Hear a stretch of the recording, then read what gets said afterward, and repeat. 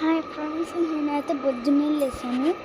చూడండి, పొద్దునే నాకు ఇష్టమైన చెట్లు ఎంత ఫ్రెష్గా ఎదురుస్తున్నాయో.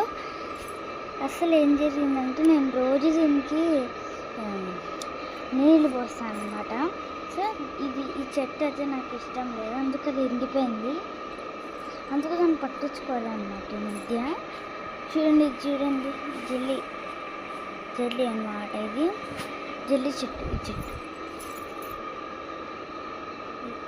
ముళ్ళు ఉంటాయి అవి.